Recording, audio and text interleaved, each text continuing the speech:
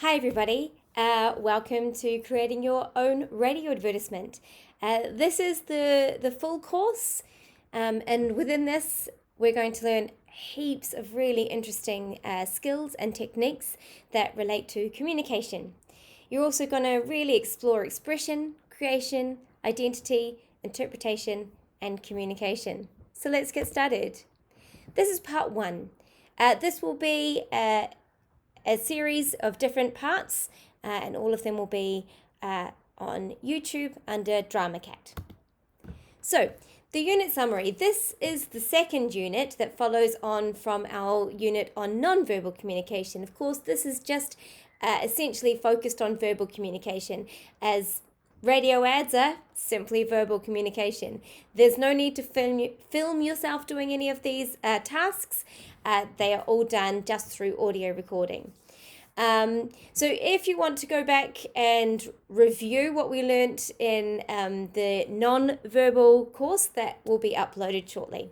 So within this unit, we explore vocal communication techniques through our vocal skills and communication techniques.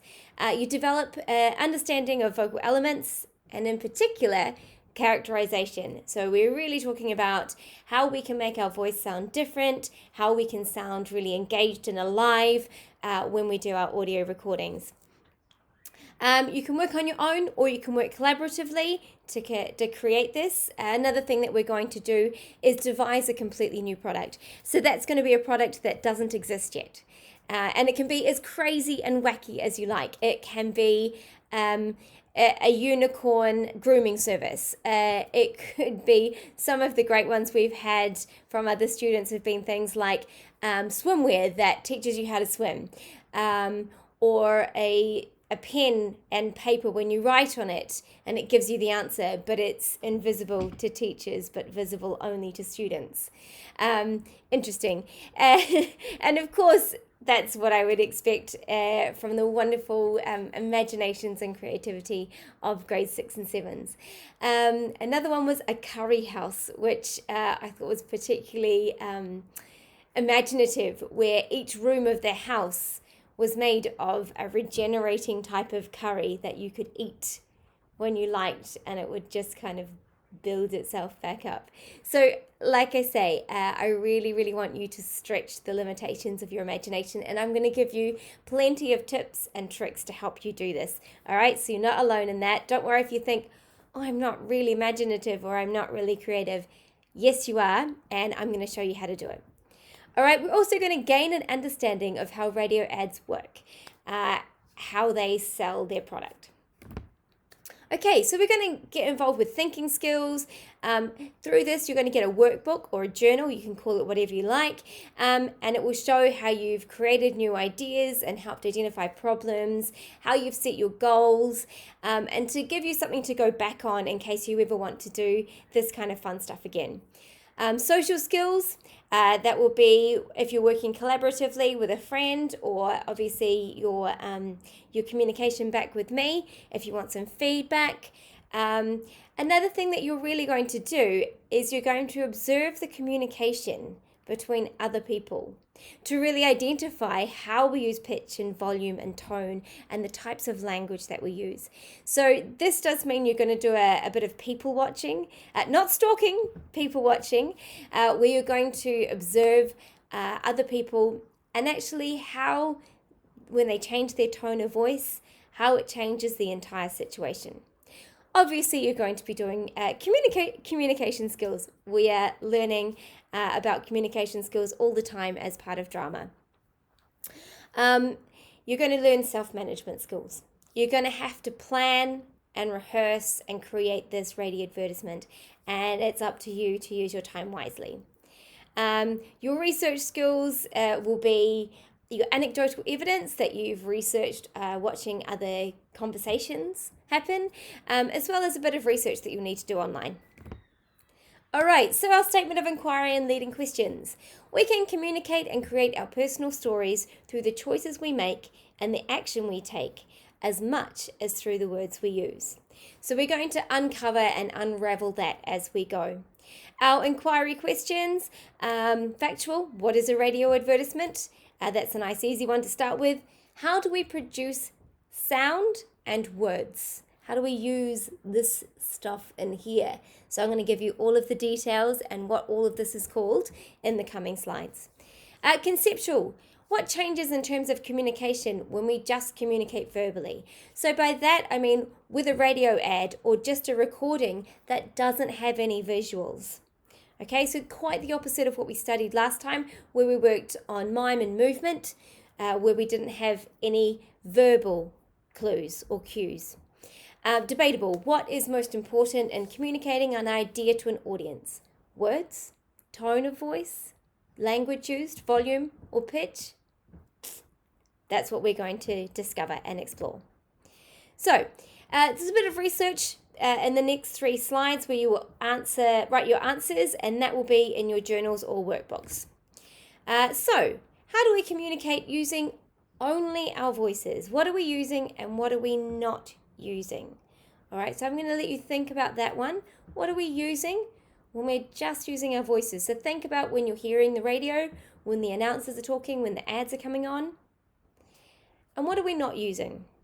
And what is the difference? This follows on from this. What is the difference between nonverbal communication and verbal communication? And I really want you to think deeply.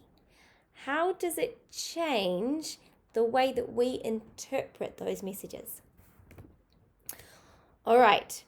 So obviously you can pause the video when you need to. What do the below keywords in verbal communication mean? And I want you to look these up. Pitch, volume, timbre, speed, and resonance. All right. And doesn't matter who is speaking. I'm going to give you a really easy example of this. So for example, if your sibling, particularly a younger one, said, "You need to clean up your room," are you likely to do it? But if mum says, "You need to clean up your room," what's the difference there? So is it different if we receive an instruction from a teacher, a peer, a parent, a sibling, someone that you like, someone that perhaps you don't like? So I want you to think about all of these different scenarios and think about how we receive the information differently depending on who is telling it to us. And what happens if we change our tone when asking a question? Okay, so I'll use a really simple example again. So the cleaning up your bedroom one is quite easy. So like if your parent said, "Don't you think you better clean up your room?" Or if they said, "Don't you think you better clean up your room?" Changing the tone completely changes what we hear and how we receive it. All right, so there's 2 YouTube links here. This one and this one. This one here, you can just watch until 2 minutes. You can keep going with that one if you like, but it really does go quite in depth with how to sing. So I just really want you to watch the first 2 minutes because that really explains fantastically the how the voice box works, as does this one. And they explain it in a slightly different way, so I think it's really important to watch both of them. Obviously, these links are in your workbook. All right, so once you've watched that, I want you to think about this. How do your voices work? So I want you to place your hand gently here on the front of your neck, called your larynx, and I want you just to make some sounds like that. So what's going on there? It feels like there's something moving up and down, yeah? What's actually happening is your larynx is tilting. So your larynx tilts to create different pitch sounds.